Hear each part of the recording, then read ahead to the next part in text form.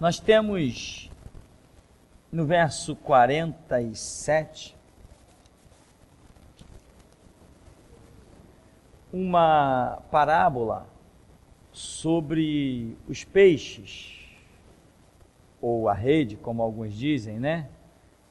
Alguns chamam de a parábola da rede, outros chamam de a parábola dos peixes. Diz assim: o reino dos céus é ainda semelhante a uma rede que, lançada ao mar, recolhe peixes de toda espécie.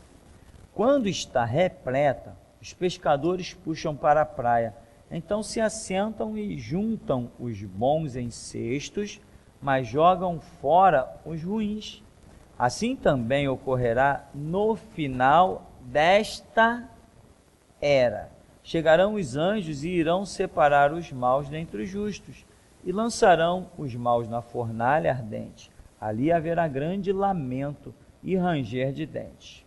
Primeiro eu quero te perguntar, irmão, se você entende o que Jesus está dizendo. Assim também ocorrerá, verso 49, no final desta era. O que Jesus estava dizendo? Qual é o final desta era? Que era ele está falando? Está falando na era que ele está implantando o tempo da graça. Que isso aqui vai se dar o quê? Na cena, né? O que fecha essa dispensação da graça é a cena do arrebatamento. Ali vai haver uma separação violenta do que presta e do que não presta, né? Assim, uma coisa maciça, geral. Não que isso não esteja acontecendo todos os dias. Todos os dias está havendo uma separação. Todos os dias tem gente ouvindo: vinde bendito de meu Pai, e apartai-vos de mim, vós que praticais a iniquidade. O juízo acontece todos os dias na vida de cada um. Mas existem momentos em que as coisas vão acontecer maciçamente, bem estrondorosamente. Então aqui, o reino dos céus é semelhante a uma rede, né? Nós sabemos que rede é símbolo de quê? Da palavra. Rede é símbolo da palavra. A rede é a palavra de Deus lançada ao mar, que é o mundo, e pega os peixes, que são os homens. Mas veja, Jesus faz uma comparação que Israel conhecia muito bem e que nós, que temos um pouquinho de sangue de peixeiro na veia, acaba sabendo também de alguns detalhes. Quando se joga uma rede ao mar, tem-se um objetivo. E nessa rede, muitas vezes, vem o que o peixeiro não quer. Ele joga, às vezes, a rede com a intenção de pegar até um peixe específico. Ele sabe a profundidade que ele vai colocar a rede. Eles sabem a isca que vão usar. Eles sabem naquela noite de lua cheia qual é o peixe que dá, né? Se o vento é sudoeste, se o vento é norte, é uma coisa impressionante essa ciência da pescaria. Pescar é uma coisa matematicamente correta, não é simplesmente jogar uma rede ao mar. Para nós, leigos, em certos aspectos, achamos que pescar é simplesmente jogar uma rede. Não, definitivamente não é mesmo. Então Jesus está dizendo que o reino dos céus é ainda, ou seja, além de tudo aquilo que ele está comparando, por isso que ele coloca essa expressão ainda, semelhante a uma rede lançada ao mar. Ela recolhe de toda espécie. Mas quando está repleta, os pescadores começam a fazer o quê? Uma seleção. Muita gente é trazida nessa rede da palavra e elas vão para dentro da igreja. Mas lá dentro da igreja é feita uma seleção. O dono da rede, né? Os pescadores, o dono da rede, no nosso caso Jesus, que é o dono da palavra, vamos assim dizer, ele faz seleção também. Nem todos que estão dentro da rede, que é a palavra, vão ser escolhidos por ele. Escolhidos em que sentido? Né? Existem milhões de critérios. Então, muitos são chamados, muitos são pegos nessa rede, mas poucos são escolhidos. Ou seja, Jesus não está pegando todo mundo, como já vimos na parábola anterior, né? Numa situação anterior, que ele fala, eu falo por parábola para que eles não entendam, para que eu não os cure, para que não sejam libertos, etc. Aqui é como se ele tivesse, em vários episódios, repetindo as mesmas coisas de forma diferente, para que ninguém ficasse sem compreender o que ele está querendo dizer. Ele não está escancarando a porta do céu, simplesmente com o tempo da graça. Não, mas ao que ele escancara a porta da graça, no sacrifício de si mesmo como Cordeiro de Deus, no derramamento do seu sangue, ao mesmo tempo ele se faz porta estreita. E ele diz, eu estou dando o meu sacrifício, mas não é por todo mundo. Ao mesmo tempo que é por todo mundo, não é por todo mundo. Jesus morreu por todos? Sim, Deus amou o mundo e deu o seu Filho. Mas ora, se ele transforma a porta numa porta estreita e diz que poucos passam por ela, significa que ele não vai salvar todo mundo. Mas ele morreu por todo mundo? Ele morreu por todo mundo. Mas ele vai levar aqueles que tornarem o seu sacrifício digno, aqueles que honrarem o seu sacrifício, aqueles que pagarem o preço pela sua verdade.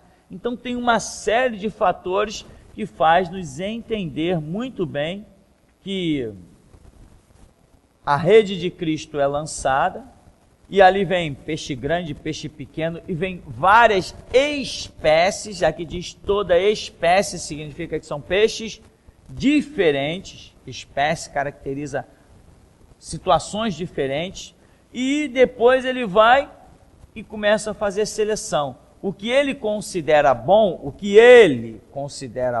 não somos nós, é o que ele considera bom, ele coloca num cesto, mas joga fora o que ele considera ruim. Então significa que todos somos levados pela mesma rede, mas o Mestre, Senhor e Rei, Deus da nossa alma, ele vai fazer uma seleção.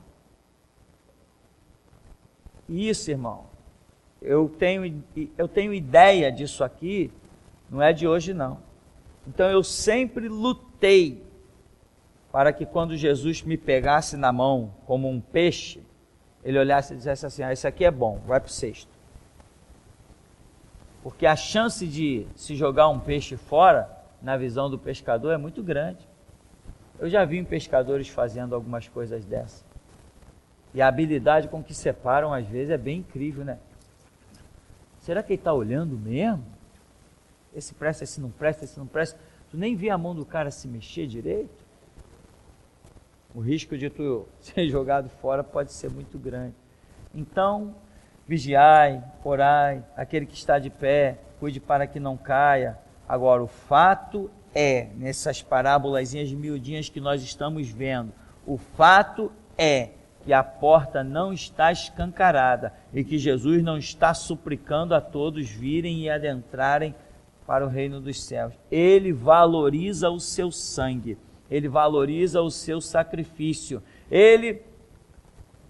Se ele compara peixes e peixes, espécies e espécies, ora, então ele está vendo aí qual o comportamento de cada um, a conduta de cada um, as expectativas de cada um.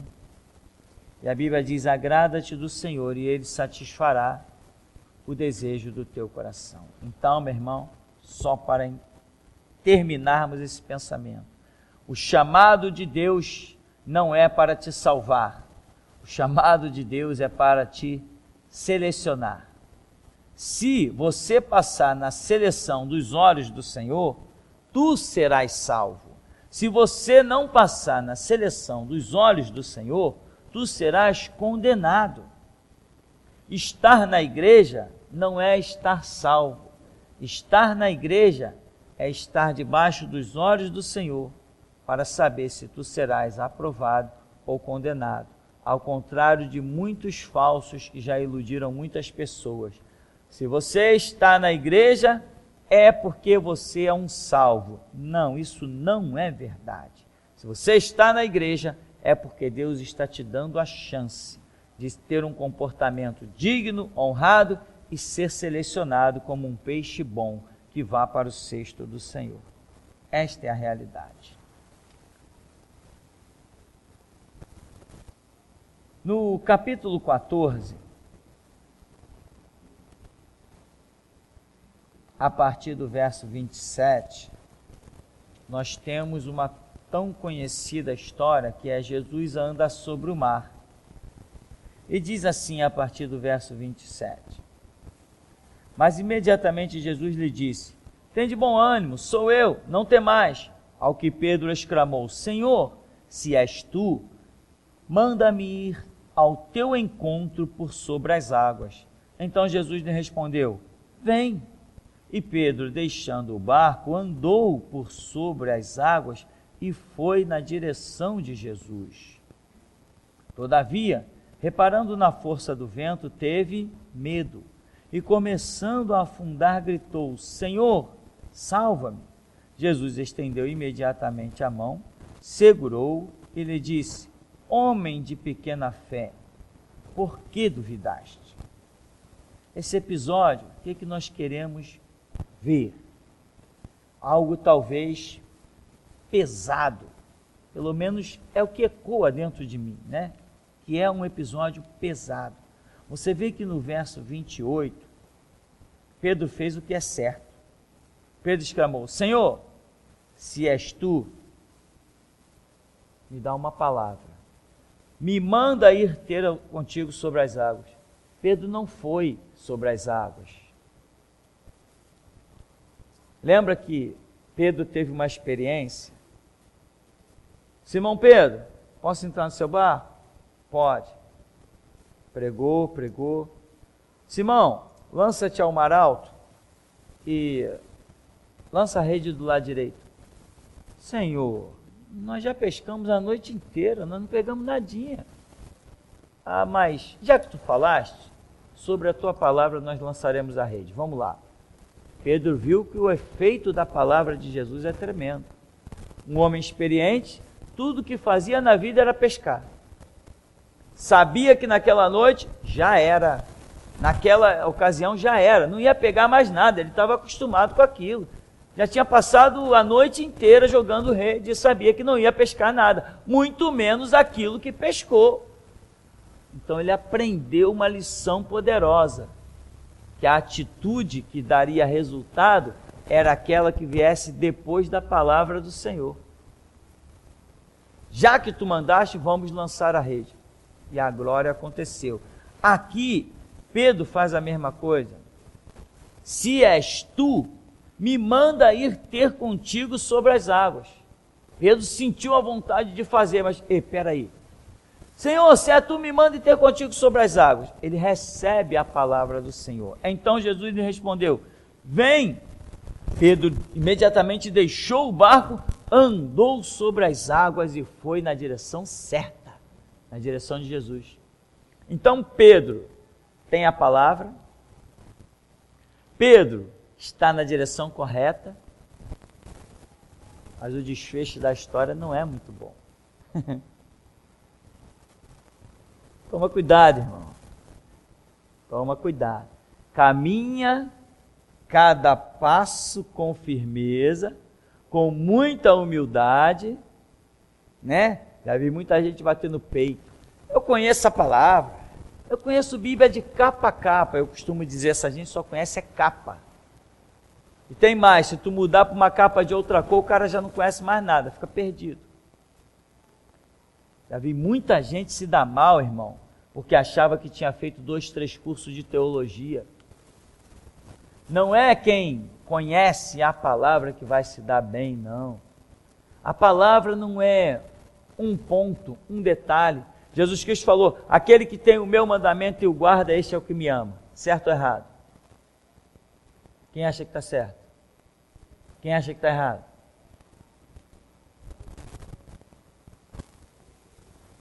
os meus mandamentos. Eu falei o meu mandamento. Eu disse, aquele que tem o meu mandamento e o guarda é o que me ama. Está errado. O mandamento é uma coisa resumida. Os mandamentos é uma coisa ampla, complexa, muitos detalhes. Quando se fala de plural, eu posso estar falando de coisas. O rei Davi, num salmo, ele escreve assim: os teus mandamentos são amplíssimos. Ele não diz nem teus mandamentos são amplos. Teus mandamentos são amplíssimos. Significa que para você tomar conhecimento de toda e plena vontade de Deus, porque Deus tem mandamento para o campo, para a cidade, para os filhos, para os pais, para os mestres, para a lei, para a graça, para os profetas, para os pastores. É uma coisa amplíssima.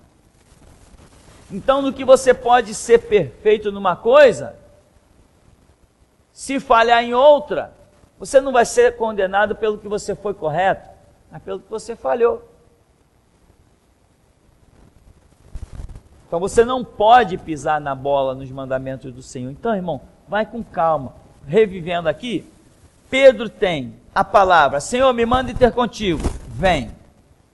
Pedro caminha na direção de Jesus. Está tudo perfeito, né?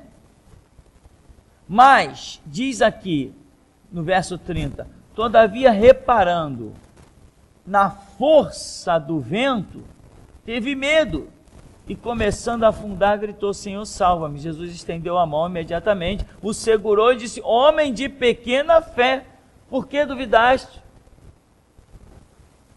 Homem de pequena fé? Um homem que diz: me manda ir ter contigo sobre as águas. E foi? Esse homem é de pequena fé? Vixe, estou frito. Perdi. Se um homem desse é de pequena fé, meu irmão. Mas qual foi o problema de Pedro? É enfatizado ali que ele olha ao redor. Quando ele está em cima das águas, ele esquece que não são as águas que o está sustentando, mas a palavra que ele recebeu é que o está sustentando. O Senhor disse: vem. Se vem, irmão, você tem que entender que quando Jesus te diz vem ou vai, não quer dizer que é para você ir em paz, sombra, água fresca e bonança. Não. As adversidades podem surgir. Você tem que se apegar não aonde você pisa, mas na palavra que te foi dada.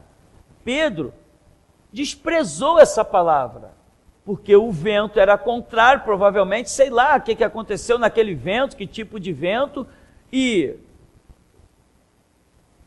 ele começou a olhar ao redor, reparando na força do vento, e teve medo. Você vê que a sua atitude momentânea não é o resultado do que Deus tem para a sua vida, mas é a sua atitude final. Então Pedro tem a palavra, vai para cima das águas, mas quando vem uma situação ele teve medo. O medo dele cancelou a fé. Porque aonde entra o medo não tem fé. Ele teve medo do vento. Não, se você sabe que está trilhando um caminho que o Senhor te disse, vem ou vai, irmão, não interessa a adversidade que venha, não interessa o gigante que se levante, nada interessa quando você tem uma palavra, você tem que viver com a predisposição de morrer naquilo que você recebeu, não pode mudar. Teve um jovem aqui nesse ministério, deixa eu contar pela 100ª vez, chamado Michel. E esse jovem, Deus falou para ele, tem uma grande obra contigo no basquete. Esse jovem conseguiu entrar para o basquete do Fluminense com 16 anos de idade. O que já era dificílimo. Um camarada num bar, ele foi comprar um negócio num bar. Tinha um camarada que era influente no Fluminense. Ele era alto, né, o o Michel. E o rapaz do bar falou assim, e tu não arranja uma vaga para sair jogar basquete, não? Ele falou assim, arranjo, vai lá me procura no Fluminense tal dia, eu vou arranjar para você. Assim, ele foi, resultado, ele jogava basquete, jogava muito bem, desenvolveu muito bem, e Deus começou a falar, tem uma obra contigo no basquete. Deus mostrava ele brincando com 3 bolas, equilibrando de basquete assim. Eu vou te levar ao exterior, vou te fazer pisar em lugares onde ninguém pisou, para deixar lá a Bíblia. Vou te levar dentro de países onde nenhuma Bíblia nunca entrou. Eu vou te levar lá dentro e você vai fazer a obra. Que coisa tremenda, que galardão, que coisa gloriosa. E quando Deus falou de várias situações, Ele falou assim, vou te levar agora em Macaé, por onde ia começar a obra com ele. Irmão, Deus falou quando ninguém pensava em nada. Ele estava no Fluminense, Deus veio e disse que ia levar ele a Macaé. Resultado, aconteceu uma reviravolta lá, surgiu um camarada, recrutou o pessoal e foi todo mundo para Macaé. E nós acompanhando tudo, Deus falando com antecedência, a gente acompanhando tudo. Daqui a pouco, quando ele está lá em Macaé, o time se desfez. Quando o time se desfez, Deus falou assim, olha, eu que mudei os planos. Eu mudei os planos. E ele ficou lá.